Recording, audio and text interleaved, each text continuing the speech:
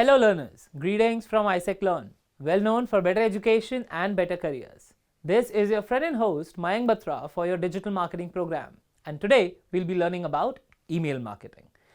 In this session, we'll be focusing on what is email marketing, different types of emails. Few sessions back, I told you that email marketing is one of my favorite topics. Not because I personally love it, but it gives a massive ROI to all the marketeers. So let me bring some amazing facts in front of you that will actually blow up your mind. Some statistics, some facts, and some figures and personal experiences. So the number one fact that I want to bring your attention is there are more than 4 billion email addresses in this world. That is more than half the population of the world use email, and they have at least more than one email, which is massive. The next thing is, in 2020 end, the ROI evaluated from email marketing was around 42 to 4300%, and by the end of 2021, it came down to 3800%. Now, 3800% ROI is not even around the other avenues, not even close around the other avenues of digital marketing. It is massive. What should be done to achieve such kind of ROI? You just need to follow 3 simple steps, which are sounding simple but are not that easy. Send the email to the right audience at the right time with the right content. So this is the secret formula of email marketing that I just delivered to you. Now, the number 3 fact that I want to bring your attention toward is more than 90% consumers that have email address, they check their email at least once a day, which is a great info for us. So for an example, if we are targeting email audience, if we are bringing in more and more people, if you want to target new people, they are going to check your email today or tomorrow. And you have to be consistent with that along with a lot of strategy. Some more facts. The churn rate of your subscribers in your email list is around 25% annually, which means if you have 100 email addresses in your email list, over a period of time of 12 months, 25% of them will be no longer making sense. They would be redundant emails or ghost emails because now they've lost interest in your product, in your service, or in your brand. So what to do over here? Keep adding new and new emails, right? Keep refining. Now, the next thing is, the next fact, over 333 billion emails are sent and received every day in 2022, which is big number, right? And it is going to go around 500 billion in the next year, in 2023. So guys, email is growing and so should you. The next fact that I want to bring your attention towards is more than 500 commercial emails are received on every email on a monthly basis, which I believe that email marketing industry is growing. It is a multi-billion-dollar industry and you should make the most out of it. Now, some mic drop statement as I always do. So the number 1 mic drop statement here it is, 59% of the B2B marketers prefer email for lead generation, which means around 60% of business to business people are preferring email. You say HR, you go for hiring, recruitment, you go for business raising, you go for lead generation. Email marketing is growing and is very powerful tool, guys. Okay, so B2B people are using it like crazy. B2C have started using it. E-commerce businesses are using it. Just start analyzing your own email list. There will be emails from Amazon, Myntra, banks like HDFC, ICICI, Kotak, and many more other brands that you have not even heard of or you want to be a part of it somehow. Now, the next mic drop statement that I want to share here is email is 40% better at converting a lead to a customer as compared to social media platforms like Facebook and Twitter. And this is a proven fact. Email is like 40% better than social media. Wow. Because you see, social media is like, bombarding the content, while email is a very private space. So let me share the last mic drop statement with you, and trust me, we are going to love the content that is coming ahead in your way. Now, 50% of marketers claim that there is no perfect time for sending email campaigns, as every person and every business is unique. So you might have heard a lot of theories about, you should send at 11 a.m. on Friday or Tuesday. Monday is like piled up of loads of work, so your email will be dumped because everybody is sending email, or your industry or your audience is like Gen Z audience, send an email in the midnight, or maybe something like that, like send an email at 2 p.m. on Fridays. guys, every business, every person is unique. So frankly, there is no specific time, but yes, you can do some tests, run some sample test emails on your audience and come up with your own timing, own set of hours, own set of unique timing to send your email, right? So your campaigns are going to be super successful if you follow that. So that's it about the mic drop statements and the facts. Let's switch to what exactly is email marketing and how can you leverage it. Now, what exactly is email marketing? Email marketing is the act of sending a commercial message, typically to a group of people using an email. Now, let me take a pause here and let me ask you guys a question. Please don't go ahead and Google it, okay? What is the full form of email? Come on, take your time. Don't Google it. If you know, that's great, because the real answer is electronic mail, okay? So, email marketing in a broadest sense, every email sent to a potential or current customer could be considered as an email marketing, okay? So frankly, email is not just very small thing or ignorable thing. Don't think that, okay, I don't use email, Mayank, then I don't think email marketing actually works. But you, my dear friend, are a part of somebody's audience list. So people are sending you email today or tomorrow, professionally or unprofessionally, or purchase, business, personally, you are going to use email marketing for your own good, okay? So start targeting the audience on it if you have a list. If not, I will be telling you step-by-step process on how to use email marketing, on how to build a list, how to maintain the hygiene. Now, let me share some basic terminologies with you so that now when in the future we talk about these abbreviations or terms, you don't get confused, okay? You don't pause the video and go to Google when we speak up these words in the future sessions. So, some of the basic terminologies that I have shared with you are email list, a list of multiple email addresses that you can send emails to. So, you call that email list, just like our phone contact book, email list.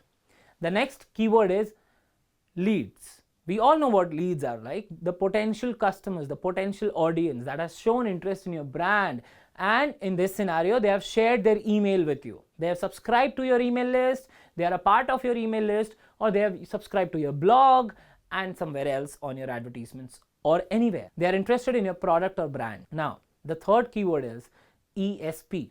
ESP stands for email service providers, that I'm going to throw some light on in the future session, but these are the tools, the bulk email sending tools. Like WhatsApp is an application to chat, email service providers are a service to send bulk emails, okay? Next is segmentation. Now, what does segmentation mean? Just open your phone address book, go through it, and see, you will always have labels like family, home, office, or brand names, or coffee, or something like that, and always have denoted some or the other names and labels along with people's names. Like we save number like Mayank Geo, let's say. So you labeled my Geo number as Geo, right? Because you have my other number as well. Just giving an example. Now, segmentation. How do you segment this email database in your ESP database? That is email list. You can segment by demographics, you can segment by age, gender, location, channels that they come in. You have to maintain a good segmented database so that whenever you are sending the emails in the future to these audience, you know who is the audience and what message they are getting, okay? You have to be very precise in maintaining the segmentation in the database. Great. The next thing is, the keyword is bounce. Now, what is bounce? Just like a ball we throw on the floor, on the ground, and it bounces back. Similarly, you throw an email to the audience, it comes back. There are various types of bounces, hard bounce and soft bounce. There are various angles to look at it. Soft bounce could be like their email server was busy or their inbox was full, while hard bounce could be their email was not written correctly, like gmail.con or com, or there was some mistake, right, in the email, or email was incorrect, or maybe they have blocked you, or their email service provider or their email server has rejected your email because your email was into blacklist or your email server was in blacklist. Don't get yourself confused. In short, your email was not delivered because of various reasons. Now, last but not the least terminology that I want you guys to focus on is open rate and CTR. These are the two metrics that I want you to remember throughout the email marketing journey. Open rate is something when an email is delivered, a user clicks on your email and opens the email, right? It doesn't matter whether they have opened it on smartphone or laptop or desktop or more than one time. The open rate is simply opening the email. While the next best metric is CTR, click through rate. So email CTR means when somebody opens an email and the link or the button that you have mentioned it in the email was clicked by the user one or more times. It could be your social media link, it could be your landing page link, it could be the button that you have mentioned, or any other link in the email. That would be known as CTR. Don't count the unsubscribe button as an CTR here. We'll be coming to that. But yes, majorly any link in the body content. Okay. So let me just highlight one important factor here that you really need to know. Double opt-in. So there are a lot of cases, where people ask you to, download a file in exchange of your email addresses. That is a process of capturing a lot of emails that we'll be discussing in the future session. But then there is a way of signing up. Now, whenever you create a new email address or you sign up to some platform, you get a verification link on your email. Agreed? We all have been there. Like you create an email on gmail.com, you will get a confirmation email by, verify your secondary email, and many cases like that. That, my dear friend, is secondary email. Double opt-in process. What happens here is, if somebody is giving a fake email address as their secondary email address, they won't be able to process the entire journey. They might not be able to download the file, they might not be able to get the link that they desire for, or they might not be able to create an account. So in short, double opt-in, what does it do? It gives a verification link or the file on that particular email that a user has mentioned. And the benefits are that you will get 100% active emails in your account, the workable emails in your account. A lot of times and a lot of people, but there is a minor setback here as well. At a lot of times, some people put out their fake email ID and they don't get the desired file or link or account to be created. So they get rejected for it, and ultimately your email list quantity would be decreased. So double opt-in is the best deal that you can go for, the best way to acquire a lot of emails. But yes, be careful whom you are targeting and when does it needs to be used as a double opt-in process. So guys, that was all about the what is email marketing part. Now let's switch to types of email. There are various types of email. I want you guys to take a moment and think. Open your inbox. There would be like multiple emails, right? From e-commerce to newsletters to bank transactional emails and many more. Let me just highlight major types of emails and then we'll be discussing one snippet about each. The number one is welcome email. You sign up to some platform, some social media, or maybe create a new email ID, or maybe sign up for a tool. Welcome email is the first thing that we get. And you always notice that there are some educating points in them. Something like you can also follow them.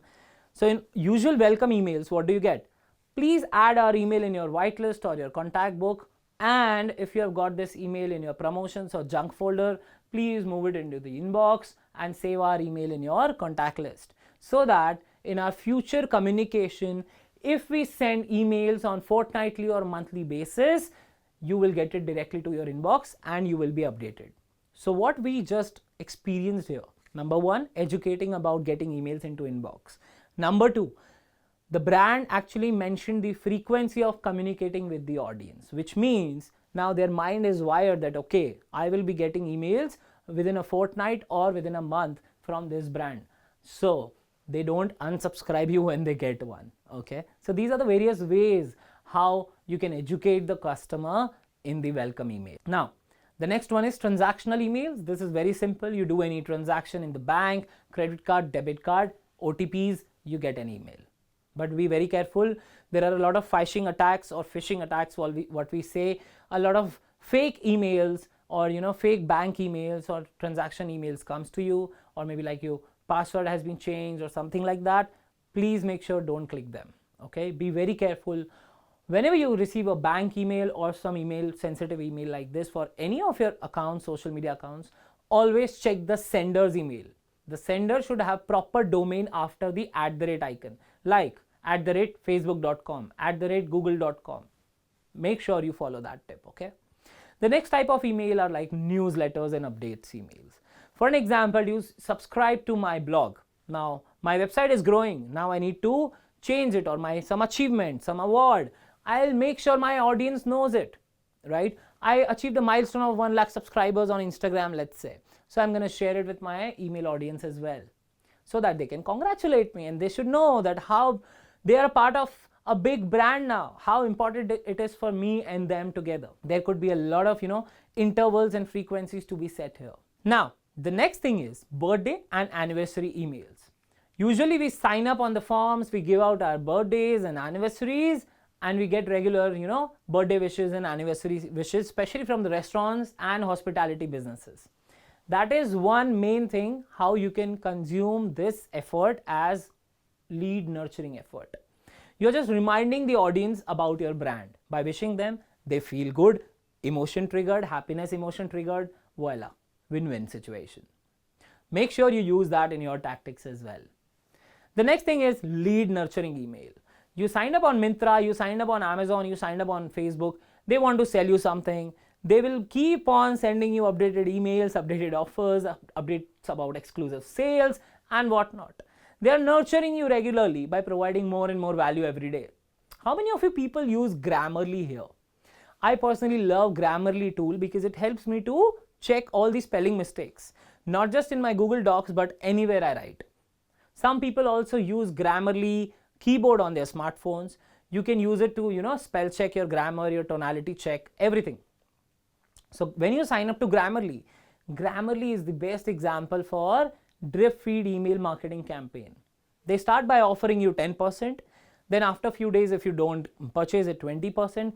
If you don't purchase that, then after a few days, you'll get an email for 30% and 40%. I personally bought Grammarly like in 2018 for around like 65% off, which I believe that I suppose imagined that this was the last offer that I'm going to get from Grammarly. So I did that. So you can too, but make sure you're leveraging it to the best. Don't pull it too long. Now, the next one is, and last I suppose, but not the least, is feedback and survey emails. Whenever you send a feedback and survey emails to your audience, they actually feel privileged to share their thoughts and views. The best use of feedback and survey emails are used by hospitality business, airlines, hotels, restaurants, and many such other brands. You can also do that for brand recall, for lead nurturing, and many more other things.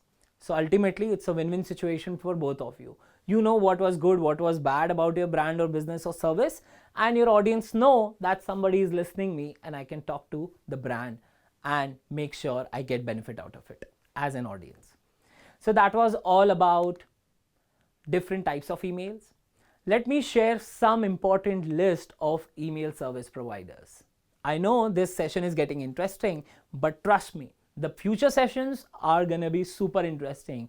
And the last, I'm going to share all the practical experience about one of the ESP, my favorite, MailChimp, that I've just mentioned on the very top, because its automations are super good.